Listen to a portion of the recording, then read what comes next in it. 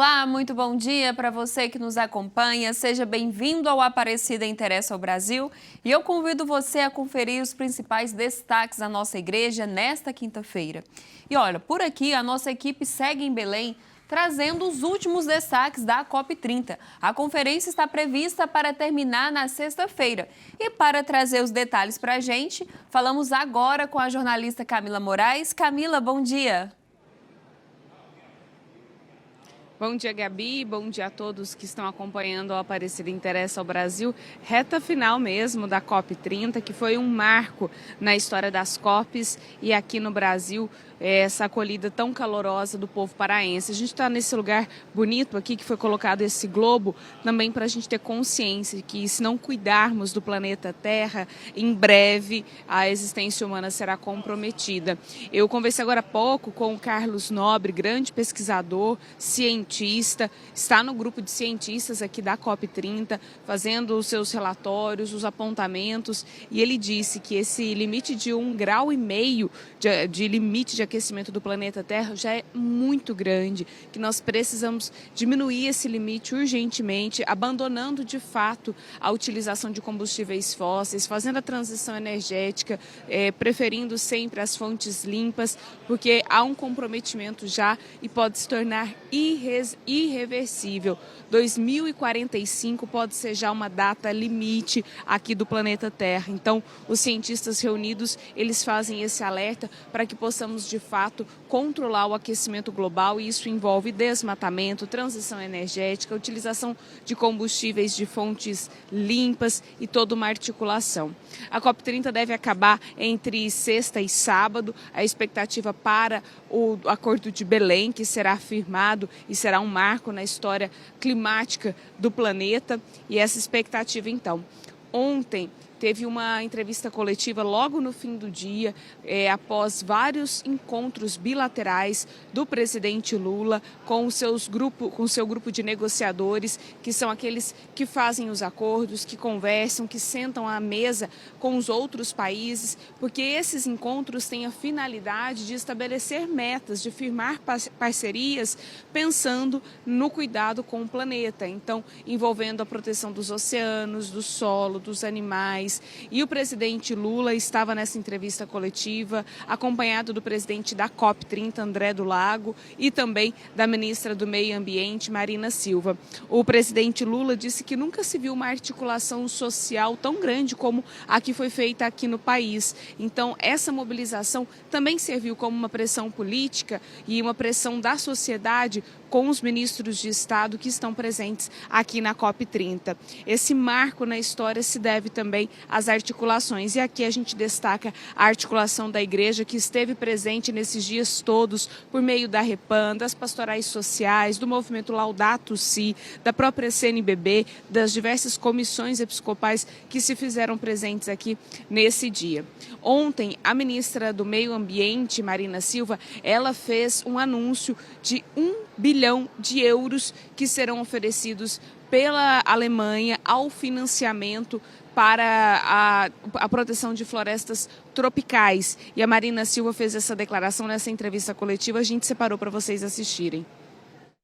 Eu vou falar de algo que é bastante animador, que é o nosso TFFF, aonde vocês estão todos o tempo todo perguntando como as coisas estão evoluindo, e tivemos a alegria de que a Alemanha fez o anúncio do seu aporte. E esse aporte, como ele disse, obviamente, que o presidente ainda está instando, né, o concurso entre Alemanha e Noruega, mas na ordem de 1 bilhão de euros para o TFFF, graças a todo o esforço que vem sendo feito e numa demonstração de que, de fato, esse instrumento de financiamento global é um instrumento muito bem desenhado, muito bem estruturado e que começa a dar as respostas. Esse fundo de proteção das florestas tropicais, ele é interessante porque os países do mundo todo vão poder contribuir evitando o desmatamento. Então é uma forma de controlar o desmatamento e proteger então as florestas tropicais, não só aqui a floresta tropical do Brasil, mas também de outras partes do mundo. Houve um destaque aqui também para os países insulares, que são as ilhas. A gente está até vendo esse globo aqui ao fundo. O que acontece? As ilhas como as Maldivas, as ilhas do Pacífico, elas não contribuem para o aquecimento global, mas elas são as primeiras a serem impactadas com a água de desgelo das geleiras. Então, o derretimento das geleiras provoca a elevação do oceano e isso faz com que muitas dessas ilhas já desapareçam. Então, esses países precisam de uma maior atenção no controle das alterações climáticas.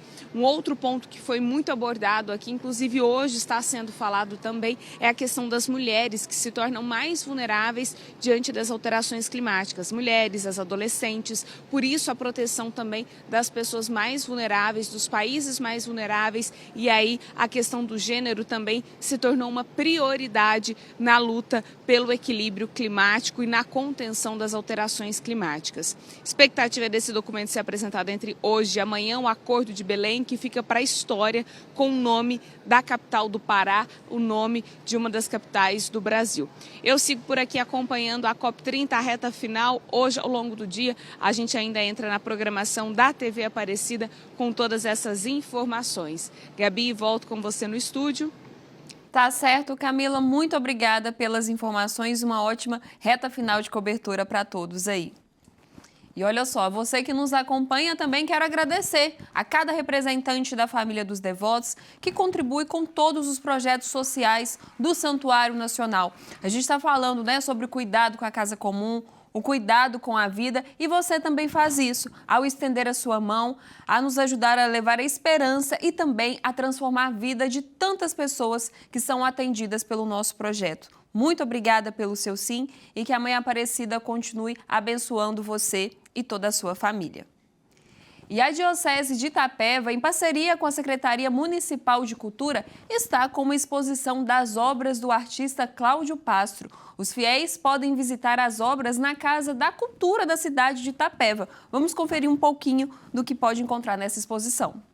A exposição é uma oportunidade única para que o público conheça mais de perto o trabalho do artista, vivencie também sua arte e reflita sobre os elementos simbólicos e religiosos presentes em suas criações. Além da exposição principal, o público poderá visitar na Catedral de Santana os painéis originais, que revelam a força espiritual e estética da obra de Pastro, a arte que se torna oração e abre espaço para o mistério. Então, você que ficou interessado em conhecer, corre que ainda dá tempo. A exposição vai até amanhã, das 10 às 8 da noite, e a entrada é gratuita. E você que nos acompanha e também deseja enviar o seu material, a sua sugestão de pauta, de repente uma exposição de presépios aí da sua paróquia, para o Aparecida Interessa ao Brasil, é muito simples. Entre em contato conosco através deste e-mail que aparece na sua tela. E vai ser um prazer noticiar aí a sua cidade, a sua comunidade para todo o Brasil na TV da Mãe Aparecida. E bom, gente, hoje é feriado, né? O Dia da Consciência Negra. Data que marca a história, a identidade e a luta do povo negro no Brasil. E a Igreja Católica tem um papel muito importante na evangelização, no combate ao racismo, na valorização da cultura afro-brasileira e também na garantia dos direitos e da dignidade humana da população negra. E é por isso que hoje nós vamos conversar com Dom Zanoni Dementino Castro, ele que é bispo referencial da Pastoral Afro-Brasileira da CNBB e já está aqui nos aguardando. Muito bom dia para o senhor. Obrigada, Dom Zanoni, pela participação aqui no Aparecida Interessa ao Brasil.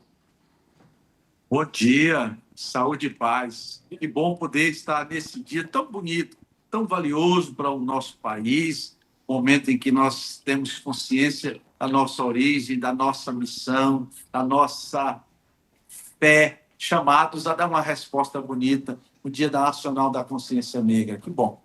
E, Dom Zanoni, explica para a gente um pouco, né? Qual é o trabalho da Pastoral Afro e as atividades também que a Pastoral realiza? A missão da igreja é evangelizar, é a missão de Jesus. Ide pelo mundo, anunciar o evangelho a toda a criatura.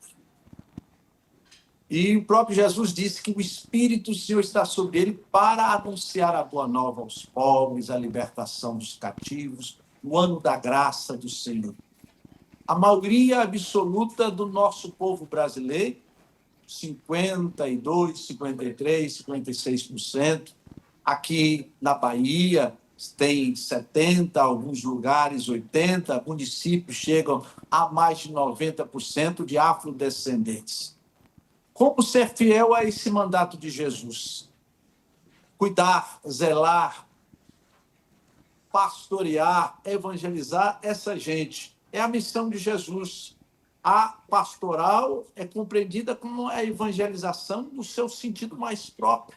Pastoral afro é essa evangelização que tem presente o povo, que tem compreensão desta missão, desses destinatários. Mas compreender pastoral afro, não só como um destinatário do povo negro, que é a maioria absoluta, mas são os que mais sofrem, são os que estão mais encarcerados, são aqueles que são atingidos mais pela desigualdade. Mas compreender a pastoral, tendo presente que os negros afrodescendentes são protagonistas da construção de um novo mundo, um novo céu, uma nova terra. Aqueles que são chamados a ser ministros evangelizadores, discípulos missionários de Jesus. E a gente entende, como o senhor disse, né, que a população negra é a maior parte da população do Brasil, mas a gente ainda esbarra em várias questões, como o racismo estrutural, que por muitas vezes, né, coloca o negro ali à margem da sociedade. A gente também tem a falta de um aletramento racial. E como a pastoral afro busca trabalhar isso no dia a dia, né? Colocar o negro mesmo como protagonista ali da sua história. A igreja e, sobretudo, a pastoral afro compreende que essa realidade, essas bandeiras, a causa do povo negro, não é algo estranho, alheio. Aquilo que na tradição da igreja, desde os padres da igreja, tem dito, que não é assumido, não é redimido. A missão nossa é salvar, cuidar, libertar. E como salvar, como libertar, como evangelizar esta multidão de gente, desses afrodescendentes, se não temos presente a sua cultura, a sua tradição, as suas raízes? Como ensinava Paulo VI, evangelizar não é um verniz superficial, é resgatar e formar, e propor a cada homem, a cada mulher, um encontro pessoal com Jesus, a plenitude da vida em Cristo. Por isso que a missão da pastoral é uma missão da igreja toda, de todas as comunidades, grupos e movimentos, e não apenas de uma militância, de um grupinho, de uma elite, mas é a ação do Corpus Christi, a ação da igreja toda. Tá certo, Dom Zanoni, muito obrigada pelas informações e parabéns também pelo trabalho da Pastoral Afro-Brasileira. E conte também com a gente para trazer um pouquinho aqui, né, do material de vocês. E para encerrar, eu peço ao senhor para deixar um recado breve final, né, para esse dia 20. Nós estamos com alegria nos empenhando que esse tema seja de toda a igreja, as causas, as lutas, as bandeiras, as alegrias e esperanças do povo negro, entre assim também na temática da campanha da fraternidade de 2028. Essa proposta, esse desejo, essa nossa reivindicação para a Igreja do Brasil. Meu abraço, a minha bênção, um feliz Dia Nacional da Consciência Negra. Muito obrigada, um forte abraço para o senhor. O abraço é meu e a minha bênção. Amém. E olha só, para você de casa que quer aprofundar um pouco mais neste assunto, hoje, 9 da noite, tem o Arquivo A sobre o Dia da Consciência Negra, né, que eu tive o prazer de gravar, então convido você também a assistir aqui na TV Aparecida. E olha só, o programa de hoje vai ficando por aqui. Você de casa fique com a Santa Missa direto do Santuário Nacional e lembrando de ter em mãos o seu livrinho Deus Conosco, esse que você está vendo na nossa tela, que você pode adquirir na Editora Santuário. Um forte abraço para você e até amanhã com as bênçãos da Mãe Aparecida.